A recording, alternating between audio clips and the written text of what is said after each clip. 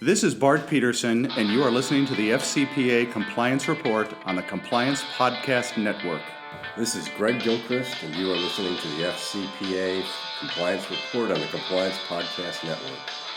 This is Dan DeMarco, and you are listening to the FCPA Compliance Report on the Compliance Podcast Network. The FCPA Compliance Report is the longest-running podcast in compliance, engaging a wide variety of compliance-related guests and topics. Each week, Tom Fox brings you the top commentators and information which will inform your compliance program going forward. Join us again for the top podcast in compliance, hosted by the voice of compliance, Tom Fox. The FCPA Compliance Report is a production of the Compliance Podcast Network. In this episode, I visit with Hughes Hubbard counsel Mike DeBernardis. We consider the first quarter's FCPA enforcement record. We look at the Airbus case, the Cardinal Health case, several individual FCPA prosecutions, acquittals, and indictments that were filed. And then we take a look at where FCPA enforcement may be going into the second quarter of 2020 and then in the second half of the year. It's a fascinating exploration, which I know you will enjoy. Hello, everyone. This is Tom Fox back for another episode. And today I have back with me one of my favorite guests, Mike DeBernardis. Mike is counsel at Hughes Hubbard. And I asked him if he would come and visit with me about Q1 FCPA enforcement. So, Mike, with that introduction, first of all, welcome. And I hope you and your family are staying safe these days. Yeah, thanks, Tom. It's always nice to come on and talk with you. It's always fun. I think especially now, I've been looking forward to this as a useful distraction from the sort of doom and gloom that we're hearing every day. But yeah, the family's doing well, and everybody's adjusting to the new reality we've got going on right now. So, Mike, the actual FCPA enforcement in Q1 was, in many ways, the biggest ever, and in some ways, kind of the smallest ever. But I found a lot of lessons for the compliance practitioner. So maybe we could start with just the two cases that were brought. One was an SEC case, Cardinal Health, and the second was the world's biggest ever, Airbus. But I found Cardinal Health really interesting for a couple of points, but I wanted to get maybe your perspective on this, what appeared to be a fairly routine SEC books and records actions. But what did you see? Yeah, it's interesting you say that fairly routine because, first glance at this case, it does look pretty standard for what we've come to expect from SEC FCPA enforcement. It checks all the boxes. It's an internal controls, books and records case, not the bribery provisions. Relatively modest penalty amount. I think the penalty was actually $2.5 million. It's a healthcare provider. The conduct involves China, which is really become a focus of the SEC. So in that sense, it really did seem like a kind of a standard case. When you dig into the facts a little bit, it's an interesting fact pattern because you've got a company, Cardinal Health, that basically acquired some business in China, and the misconduct in this case was not really taken by Cardinal employees. I mean, in a technical sense, they were Cardinal employees, but essentially, Cardinal China was acting as a distributor for a European company, and also entered into what they call a human resources and HR services agreement. So Cardinal had technically hired employees but the employees were acting on behalf of the pharmaceutical company, which is really kind of an interesting alignment.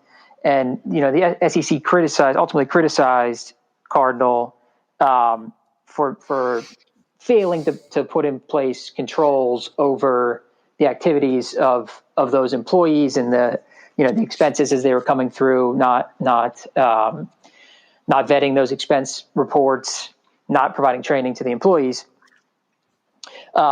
So it's an interesting fact pattern. I think, in terms of a takeaway here, the one that really sticks out to me is the sort of the need when you are acquiring a company, the need to really dive in and you have continual focus and monitoring of this new business. Because what happened here is Cardinal took over this business in China through an acquisition, took some really good steps at the beginning to identify risky behavior. In particular, they identified these marketing accounts that were kind of slush funds of cash that companies were using as marketing expenses. And they realized that's a big FCPA risk. We're going to get rid of all of those. But then they, at the same time, decided, there's a few from these large European pharmaceutical companies that I think we can let stay, that seem low risk. We'll let them stand.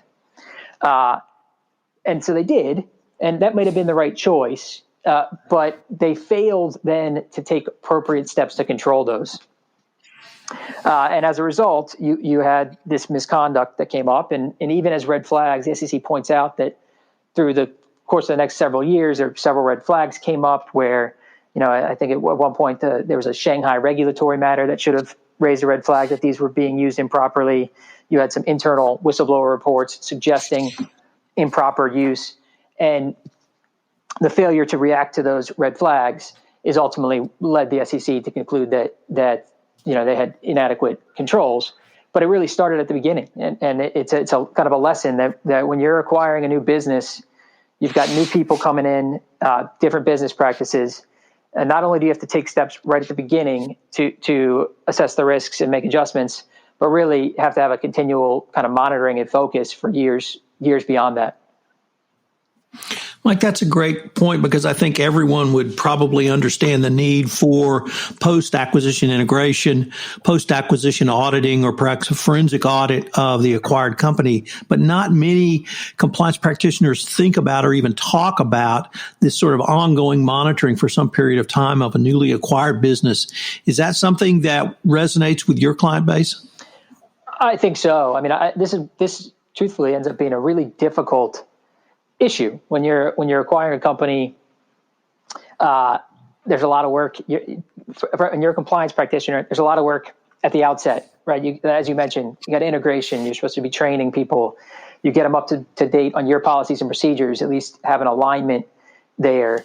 And so there's this big effort to get everybody up to date in the door. It's a big push, and then there's a tendency, I think, natural tendency to sort of let your foot off the gas a little bit once you've taken that initial step. And just as you say, it's really important to continue to monitor those companies, those entities for years to come. And that's not an everyday monitoring, but maybe it's an annual audit or periodic audit. Maybe having your internal audit function give a little bit more attention to the new business. And it certainly means if there's any type of red flag that comes up, this needs a little bit of extra focus, maybe even more so than you would do with your pre-existing business.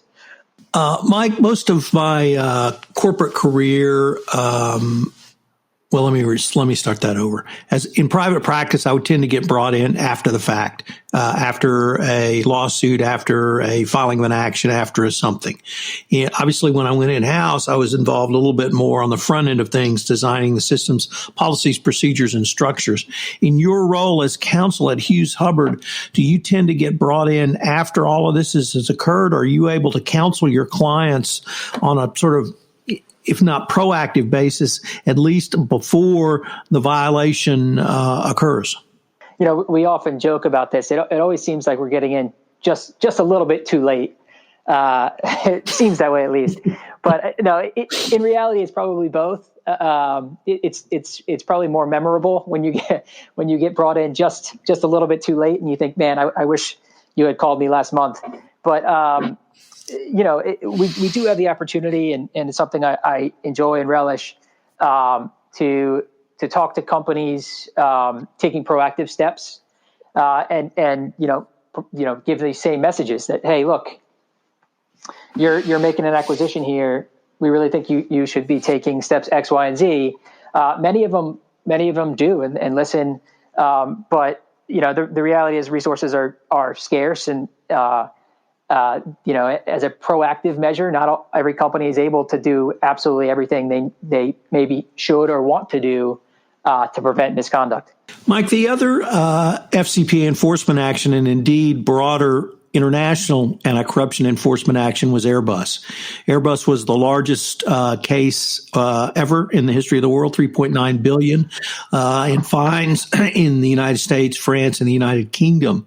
Many compliance practitioners look at the Airbus case. They even read the Airbus FCPA enforcement action, or perhaps the UK or French enforcement actions, and they sit and wonder, first of all, how do you get your arms around it? And two, how does a case this massive with systemic corruption going literally all the way to the top of the organization apply to my U.S. manufacturing company in the heartland, or my U.S. shipping company, or my U.S. company doing business in a few countries overseas? What kind of lessons learned can you or have you been able to counsel your clients on from this case? First, this is obviously massive news. I mean, you could dedicate entire podcasts to it, as I think you have in the past. I mean, there's so much here, as you mentioned, to really get your arms around. There's a few things. One, this is one of those cases. I feel like each year there's one or two cases that stand up as sort of the flagship cases for the year. Last year, you had Walmart last year, and maybe Ericsson towards the end of the year. The year before that, you had Petrobras. And I know we're still early in 2020, but I think we can all agree without a doubt that this case will sort of go down as 2020's kind of premier FCPA case. There's a few lessons. It's hard to boil it down, and I think you're right. A couple of things I found interesting, maybe. First, and this is, some might refer to it as a hot take. One of the things that struck me was, in a lot of ways, this massive penalty could be considered lenient. You mentioned, you've got this huge organization that we're talking about sums that are really kind of hard to fathom. You've got it going from the very top of the organization, covering multiple continents. If you look at the press release by the DOJ, they use terms like rampant corruption, years-long schemes, and Airbus still managed at the end of the day to agree on a penalty that was 25% under the low end of the sentencing guidelines, and they managed to avoid a compliance monitor. And I think that's a real testament to the impact that remediation and attention to compliance enhancements can have on one of these settlements. I mean, Airbus took really great steps in both of those respects, and that's described in the DPA and in the press release as well. And they hired some really top-notch compliance professionals, really worked on improving their compliance program in this interim period from when they discovered the misconduct to when they ultimately settled. And that really played out. And I think that's a lesson that can apply. It doesn't matter how big your company is, it can really apply across the board. If you do find yourself in one of these difficult situations, remediation is very valuable. One of the other things that's interesting to me, and I think, again, kind of applies across the board, is, yes, this was a massively complex case. The facts are incredibly complicated. But when you boil it down, it really comes back to some of the same high-risk activities that we talk to all of our clients about and that are really prevalent in most FCPA cases. We're talking about the use of third parties, gifts, and hospitality. I mean, there's a lot more to it, but those two in particular come through in the DPA and these various settlements. And these are sort of the tried and true high risk areas for any business when you are engaging third parties, particularly as sales consultants, sales agents. There's a massive amount of corruption risk associated there. And still today, the practice of gifts, hospitality, entertainment, travel remains risky. And a lot of companies have taken really good steps in the last 10 years to get a handle on those two areas in particular, but they remain a risk. And this is another really good example of that. So now let's, if we could move to individual enforcement actions, because we had a lot of activity in this case. I don't want to say good and bad. That's probably not the right characteristic, but we had a couple of convictions. We had some plea agreements, and we also had acquittals and new trials granted. So I'm just wondering if, from your perspective, once again, and particularly counseling corporations, what did you see in this mix match of individual enforcement actions? It's an exciting time in a lot of ways, I think, from our perspective, to be seeing some cases come through and where you start to get some case law built up. Because, as you know, one of the issues that practitioners in this area can have often is, we're counseling clients, but based on experience and guidance that we can glean from settlements, and there's just not a ton of case law. So it's interesting to over the last 18 months or so to actually see some case law being built about what really are the requirements in the FCPA and kind of what are the restrictions in the FCPA, the application of it.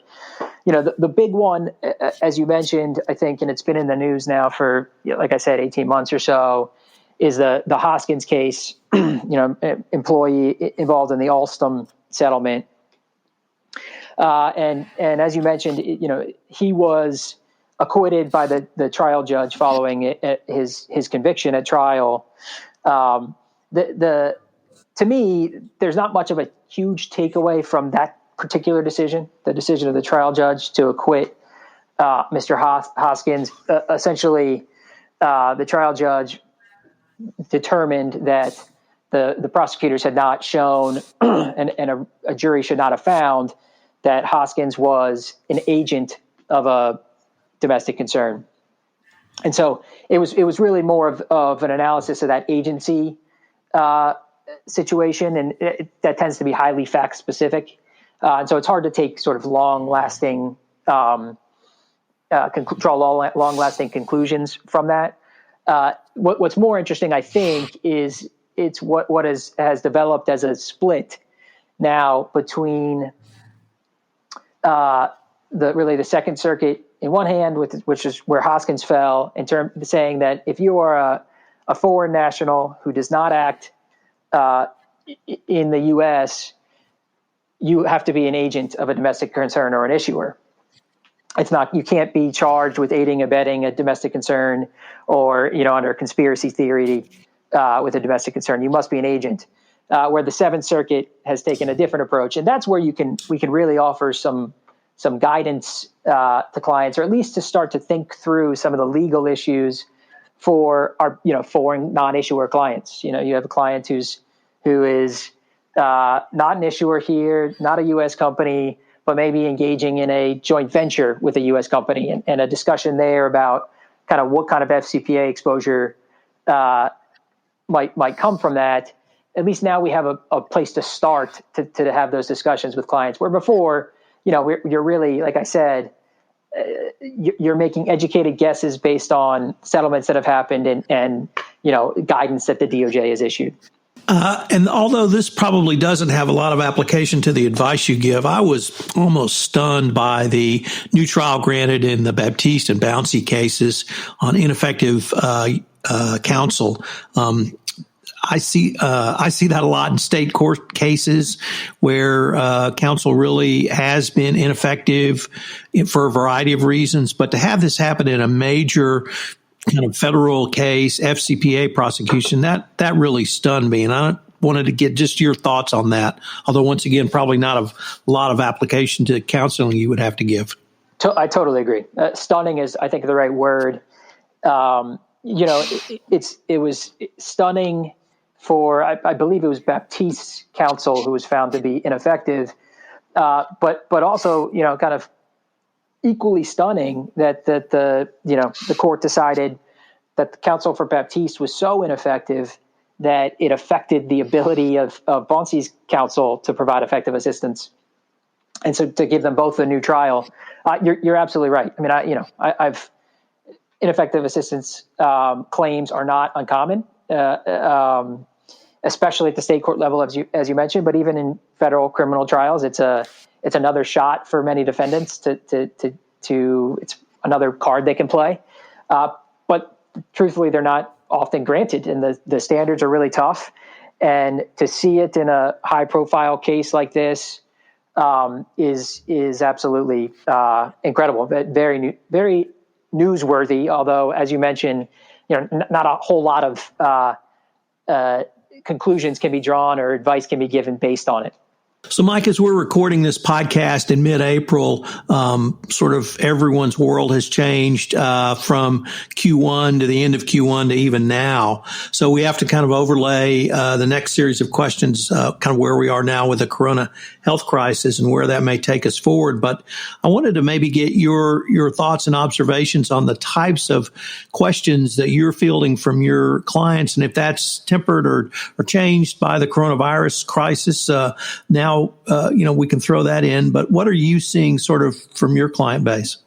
It's a strange time. I mean, I think that's the best way to describe it. I think we have a lot of our clients are obviously in some sense preoccupied, right? If you're a legal department right now, you have a lot going on aside from anti-corruption compliance. It's a brave new world. You've got employment questions. You've got, finance questions, all kinds of stuff, aside from just, trying to make sure that your organization can continue to move forward and thrive. From the folks that are focused on compliance, we're getting a lot of questions in terms of, okay, what given the restrictions in place, right? What can we do now? So things like, hey, we had an audit planned for May in this high risk location. Should we postpone it? Should we try to do it remotely? How do we handle that? The answers to those questions really, it's very fact specific, and we have been advising clients in both directions. I think some clients have been moving to to try to start to handle some things remotely. And some, where it would be too difficult, where maybe the reality is a lot of companies are doing business in parts of the world that don't have great remote connectivity. And so it's hard to do an audit in a place where you can't really get a consistent or reliable video connection. Or if there's interviews that require, heavy document focus where you need to be referring people to a lot of documents. It's hard to do that remotely. And so in some instances, we have been suggesting, postponing to the second half of the year. But it's stuff like that. A lot of it's logistical. And then a lot of it is, what should we be looking out for? What should we be, as we're all sitting at home, thinking about this stuff daily, feeling a little bit helpless, what should we be doing to kind of watch the company and do the best we can during this time? So in terms of one of the things one of your partners, Kevin Abakoff and Mike Hunicky, wrote about and the FCPA blog was there's no COVID-19 defense. And I like to pair that with compliance never sleeps. It's a long-winded way of introducing the topic of where enforcement may be going. And do you have the sense that enforcement will continue at the same or similar pace? Or do you perhaps sense that the Department of Justice may also have to take some of the steps to step back a little bit to see where we might be headed? The reality is, I believe we will see ultimately that during this time period in particular, enforcement will necessarily slow, or at least investigations will necessarily slow. The FBI and DOJ have similar travel restrictions to everybody else. There's a certain amount of work that can be done remotely, and I'm sure that the the DOJ and FBI and other agencies are using this opportunity to do some of that stuff to make sure, the documents that have been produced, that they're going through those carefully, getting out additional subpoenas or whatever it may be. But we're kidding ourselves if we don't recognize that sort of enforcement momentum will be affected by this. So whether that's in Q2, Q3, Q4, that we actually see the results of that, I don't know. But I think there will be at some point, we will see a downturn in the number of cases. Now, I actually think that that's going to be followed probably by an increase because of a couple of things. One, to the point of Kevin and Mike in their publication, was it's a challenging time for compliance officers. You've got employees out there who are potentially getting desperate in terms of building business in this difficult time. That creates a lot of risk, and so it's very possible that we see sort of a increased risky behavior, which will lead to more enforcement down the line. I do not see as a policy matter or even as a practical matter, the Department of Justice saying everybody's having a hard time. Let's take our foot off the gas and let some things slide. I really don't. So if and when we do see a downturn, I think it would be temporary and really just a product of the sort of difficult logistics right now. When one of your clients or you're representing someone that's in front of the Department of Justice and you have discussions with the DOJ, it's typically for an event that happened 2, 3, maybe even up to 5 years ago. But they tend to, or at least my perception is, they tend to be judged by current standards of best practices. So we took that logic and extended it out for events that might happen in 2020 or incidents that might happen in 2020. It could be 2022, 2023, even later when someone like yourself has to sit down with the Department of Justice and negotiate. And my concern is that in 2022 or 2023 or 2024, the DOJ may say, hey, everybody was having a tough time in Q1 and Q2. And they didn't take their compliance program didn't sleep. Is that a message that you think resonates or that you would counsel companies around? For sure. I think you're exactly right. In 2023, 2024, I mean, it could be even much later. Let's be honest. The way that the statute of limitations is sort of malleable a little bit in the FCPA context. It's not going to be much of an excuse that, hey, 2020 was a tough year. It just won't. I mean, I think people tend to be short-sighted. It's hard to sort of flip back to 2020. In your mindset and realize, oh yeah, how about all those difficulties?